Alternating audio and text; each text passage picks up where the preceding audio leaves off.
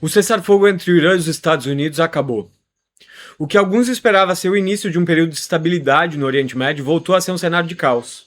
Durante o funeral do Ayatollah Ali Khamenei, um evento que mobilizou milhões de pessoas nas ruas do Oriente Médio, os mísseis voltaram a voar. A trégua, que já era instável, foi quebrada com violência e o Estreito de Hormuz, a artéria mais vital do mercado global de energia, foi novamente fechado para navegação. A crise de energia está chegando cada vez mais perto. O povo iraniano, ferido e indignado, não quer mais ouvir falar de diálogo de paz com os Estados Unidos, mas sim clama nas ruas por vingança contra Donald Trump. A esperança de um acordo que pudesse normalizar a economia mundial, que já vinha sendo abalada por essa tensão, praticamente acabou. Esse é o assunto do vídeo de hoje, mas antes disso, lembre-se de se inscrever no canal e curtir o vídeo. Obrigado pela presença aqui.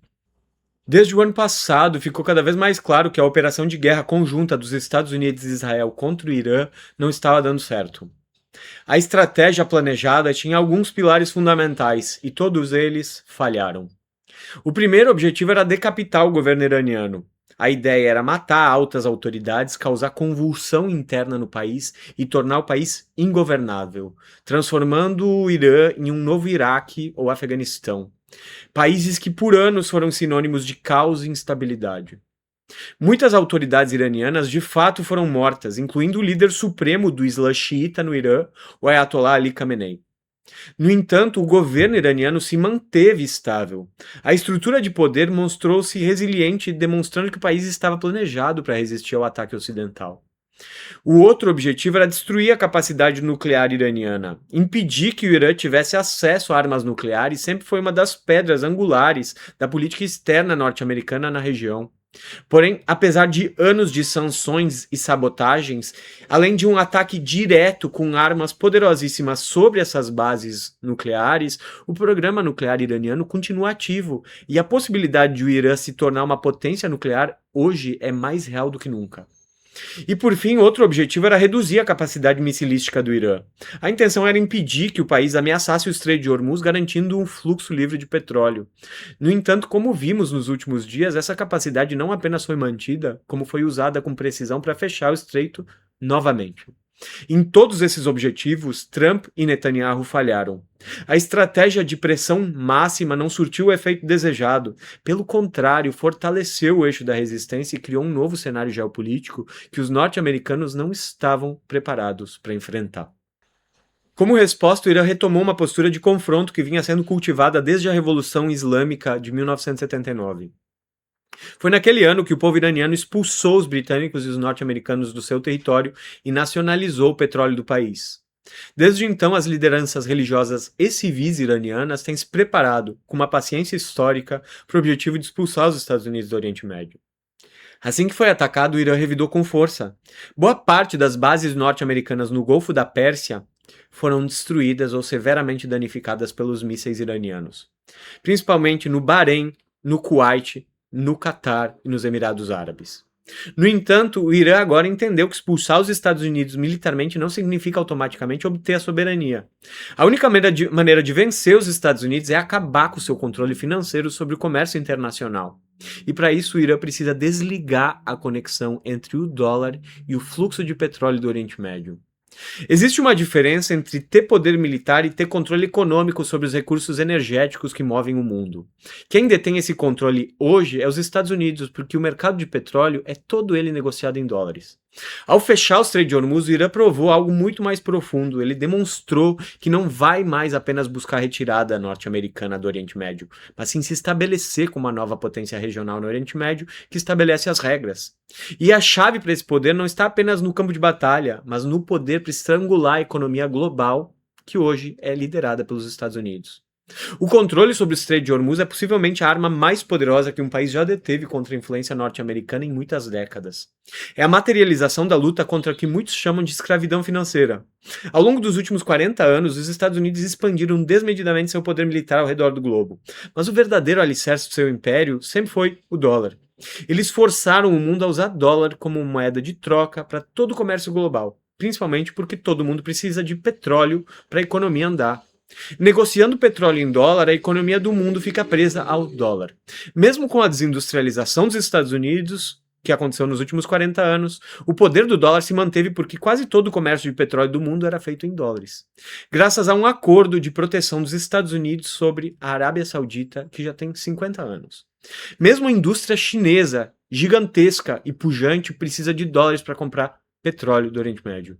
E é exatamente aí que o Irã entra em cena. O Irã por décadas esteve sob o jugo das sanções financeiras e econômicas norte-americanas. Essa experiência forjou uma consciência cada vez mais clara, na real. A única maneira de fazer os Estados Unidos caírem é acabar com o domínio do dólar no mercado de energia. E é exatamente isso que está acontecendo agora, diante de nossos olhos. A guerra no Oriente Médio é, na verdade, uma batalha contra o sistema financeiro ocidental disfarçada de disputa por navegação marítima. Os Estados Unidos, por isso, estão desesperados nesse momento. Começaram uma guerra que eles não conseguem acabar. E a consequência mais imediata disso é o colapso dos estoques de energia. Os estoques de petróleo do mundo começaram a diminuir há quase 4 meses. Nos Estados Unidos da América, desde março, as reservas caíram de 420 milhões de barris para 320 milhões de barris de petróleo. Eles já gastaram 100 milhões de barris. A China, por sua vez, ajudou a desacelerar a crise de energia ao reduzir sua importação de petróleo, dando um fôlego temporário ao mercado. E foi enquanto as reservas ainda não haviam acabado que Trump desesperadamente aceitou os termos do Irã para um diálogo de paz. O memorando de entendimento previa o fim da guerra entre Israel e o Líbano, além do fim das sanções financeiras contra o regime iraniano. Mas com a continuidade das violações dos termos do memorando de entendimento e o recente ataque entre os países nessa semana, as negociações de paz acabaram de vez. A esperança de um acordo se foi e o que resta é a escalada da guerra, porque os Estados Unidos não vão se humilhar ao admitir derrota. Nessa semana, os iranianos realizaram o funeral do Ayatollah Ali Khamenei, morto pelos ataques dos Estados Unidos e de Israel no fim de fevereiro desse ano.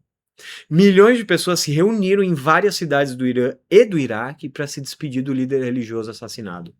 Essa foi a maior demonstração de fidelidade religiosa no mundo em décadas. E o que essa imagem mostrou para o Ocidente foi algo que eles não esperavam. O povo iraniano não está abatido, ele quer vingança contra Donald Trump. E como se não bastasse, bem no meio do funeral, Trump atacou novamente o povo iraniano.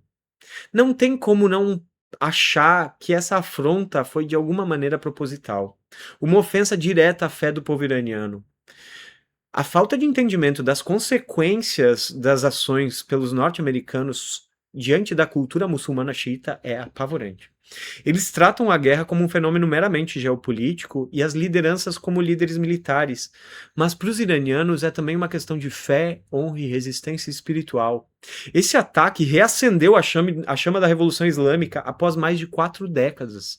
A onda de revolta não se limitou ao Irã, espalhando-se pouco a pouco para outros países muçulmanos no Oriente Médio. E por que eu acho que essa afronta ela é proposital? Além dos ataques ocorrerem durante o funeral do Ayatollah, os ataques também foram feitos contra infraestruturas ferroviárias que ligam o Irã à China. Uma tentativa deliberada de acabar com o cessar-fogo e enfraquecer o eixo que se forma contra a hegemonia norte-americana. Há grupos ligados ao mercado financeiro e a Israel que entendem perfeitamente o que a vitória do Irã significa para o sistema internacional. Um Irã vitorioso controla o fluxo de 20% do petróleo mundial e acelera a desdolarização do comércio global, deixando o mundo aberto para um predomínio chinês. O objetivo final desses grupos de poder é manter os Estados Unidos como potência hegemônica no mundo, manter o mundo inteiro usando dólares para que o centro do sistema financeiro possa imprimir a moeda que todos os outros países precisam. Isso, para eles, é a única forma de perpetuar o ciclo de dominação.